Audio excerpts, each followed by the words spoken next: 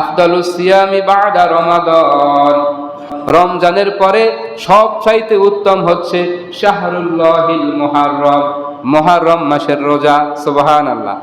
আল্লাহ রাসূল সাল্লাল্লাহু আলাইহি ওয়াসাল্লাম যখন মক্কা থেকে মদিনায় হিজরত করেন, মদিনায় হিজরত করার পর রাসূল পাক সাল্লাল্লাহু আলাইহি ওয়াসাল্লাম দেখেন মদিনার ইহুদিরা একটা দিনে রোজা রাখে। কি রাখে? রোজা রাখে। আল্লাহ রাসূল সাল্লাল্লাহু আলাইহি ওয়াসাল্লাম তাদেরকে জিজ্ঞাসা করলেন, মা হাদাল ইয়াউম আল্লাযী তাসুমুনা। নবীজি বলেন, এটা আবার কোন দিন তোমরা যে আজকে রোজা রাখো? এটা কিসের দিন? কি এরকম বিশেষ দিন তোমরা রোজা রাখো? মদিনার ইহুদিরা বলে, হাদা ইয়াউমুন আযীম, এটি হচ্ছে মহা সম্মানিত একটি দিন, সম্মানিত একটি দিন। নবীজি বলেন, কিভাবে সম্মানিত? মদিনার ইহুদিরা বলেন, এই দিনে আল্লাহ তাআলা মূসা আলাইহিস সালামকে ফিরআউনের কবল থেকে মুক্তি দিয়েছে। সুবহানাল্লাহ। তাহলে একটু খেয়াল করেন, এই যে আশুরার দিন, মুহররমের 10 তারিখ, এই 10 তারিখে ইহুদিরা প্রথম রোজা রাখতো। কি জন্য রাখতো? কারণ এই দিনে মূসা আলাইহিস সালামকে আল্লাহ তাআলা ফিরআউনের কবল থেকে মুক্তি দিয়েছেন। এই জন্য এই দিন মূসা আলাইহিস সালাম নিজেও রোজা রাখতেন। মূসা আলাইহিস সালামের অনুসারী হিসাবে ইহুদিরাও এই দিন রোজা রাখে। নবী সাল্লাল্লাহু আলাইহি ওয়াসাল্লাম বলেন, যদি তাই হয়, যদি মূসা আলাইহিস সালামকে এই দিন ফিরআউনের কবল থেকে নাজাত দেওয়ার কারণে রোজা রাখো, তাহলে মূসা আলাইহিস সালামের ব্যাপারে তোমাদের চাইতে আমরা বেশি হকদার, কারণ তোমরা মূসা আলাইহিস সালামকে পরিপূর্ণভাবে মানো না। ইহুদিরা কিছু মানে কিছু মানে না, তাদের কাছে যা ভালো লাগে তা মানে। খ্রিস্টানরা তাদের কাছে ঈসা আলাইহিস সালামের যে বিষয়গুলো ভালো লাগে সেগুলো মানে, আর যেগুলো ভালো লাগে না সেগুলো মানে না। তারা বিকৃত করে ফেলেছে তাদের দিনকে, তাদের ধর্মকে। শুধুমাত্র ইসলাম ধর্ম কিয়ামত পর্যন্ত বিকৃত করার, কোরআনকে বিলীন করার, কোরআনকে বিকৃত করার কারো ক্ষমতা না। সুবহানাল্লাহ। সরাসরি আল্লাহ তাআলা নিজে কোরআন হেফাজতের দায়িত্ব নিয়েছেন। এজন্য পয়গম্বর আলাইহিস সালাম ইহুদিদেরকে বলেন, তোমরা যদি এই দিন রোজা রাখো, তাহলে তোমাদের চাইতে আমরা বেশি মূসা আলাইহিস সালামের ব্যাপারে হকদার। নবীজি এই দিন নিজে রোজা রাখেন এবং সাহাবীদেরকে এই দিন রোজা রাখতে বলে। সুবহানাল্লাহ। এই হচ্ছে আশুরার 10 তারিখের রোজা।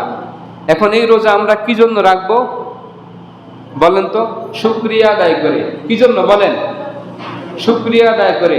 নবীজি রেখেছেন শুকরিয়া আদায় করে, সাহাবায়ে কিরাম রেখেছেন শুকরিয়া আদায় করে। কিন্তু আমাদের দেশের কিছু মুসলমান না জানার কারণে এই দিন রোজা রাখে। হুসাইন রাদিয়াল্লাহু তাআলা আনহুকে কারবালার মধ্যে শহীদ করেছেন, সেই কারণে। দেখেন, নবীজি রেখেছেন কি কারণে? মূসা আলাইহিস সালামকে এই দিন আল্লাহ তাআলা ফিরআউনের কবল থেকে মুক্তি দিয়েছেন। মূসা আলাইহিস সালাম নিজে রোজা রাখতেন। মূসা আলাইহিস সালামের অনুসারীরা কি করতেন? রোজা রাখতেন। নবীজি বলল, যেহেতু তারা রোজা রাখে, মূসা আলাইহিস সালামের ব্যাপারে আমরা বেশি হকদার, তাহলে এই রোজা আমরা রাখব। সাহাবায়ে কিরামকে নির্দেশ দিয়ে দিলেন, ও আমার সাহাবারা শোনো, ইহুদিদের অনুসরণ করা যাবে না। তারা যে একদিন রোজা রাখে, আমরাও যদি তাদের সাথে মিল করে একদিন রোজা রাখি, তাহলে তাদের মাঝে আর আমাদের মাঝে কোনো পার্থক্য থাকে না। কি সুন্দর কথা। নবীজি বললেন, ও আমার সাহাবারা শোনো, তাদের সাথে মিল করে একত্রে রোজা না রেখে আমরা একদিন আগে রোজা রাখবো, অর্থাৎ 9 তারিখে একটা রোজা রাখবো এবং 10 তারিখে আরেকটা রোজা রাখবো। সুবহানাল্লাহ। তাহলে তাদের সাথে আর মিল হলো না। তারা রাখে কয়টা? একটা, আর আমরা কয়টা রাখবো? 2টা। এই জন্য আমাদের সমাজে অনেক মা বোনেরা না জানার কারণে বলে, কেউ যদি নিয়ত করে আমার এই বিপদ থেকে উদ্ধার হলে আমি একটি রোজা রাখবো, বলে, ওই তুই জানোস রোজাজ্ঞা তো ইহুদিরা রায়। রোজাজ্ঞা কে রাখে? ইহুদিরা রাখে। ইহুদিরা রোজা একটা কোন সময় রাখে? শুধু মুহররমের 10 তারিখে রাখে। কি বলেন? সুতরাং মুহররমের 10 তারিখ ছাড়া বছরের অন্য যে কোনো দিন আপনি চাইলে একটা রোজা রাখতে পারবেন, কোনো সমস্যা নাই। কিন্তু মুহররমের রোজা আপনাকে অবশ্যই অবশ্যই 2টা রাখতে হবে, কারণ ওই দিন ইহুদিরা রোজা রাখে, আপনিও রাখলেন, এক হয়ে গেল না? যদি আপনি মুহররম উপলক্ষে 2টা রোজা রাখেন, 2টা রোজা রাখলে তাদের সাথে আর মিল হবে না। সুবহানাল্লাহ।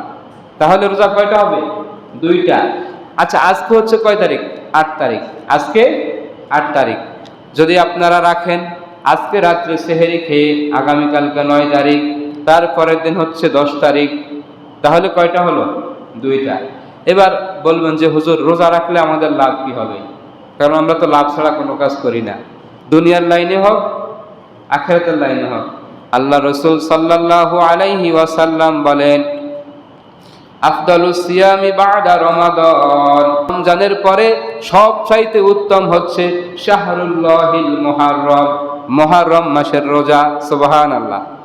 আরো আশ্চর্যজনক বিষয়, এই হাদিসের মধ্যে দেখেন আল্লাহ রাসূল কিভাবে বলেছেন, আফদালুস সিয়ামি বা'দা রমাদান শাহরুল্লাহিল মুহাররম, এমন ভাবে বলেছেন শাহরুল্লাহ, আল্লাহর মাস মুহররম।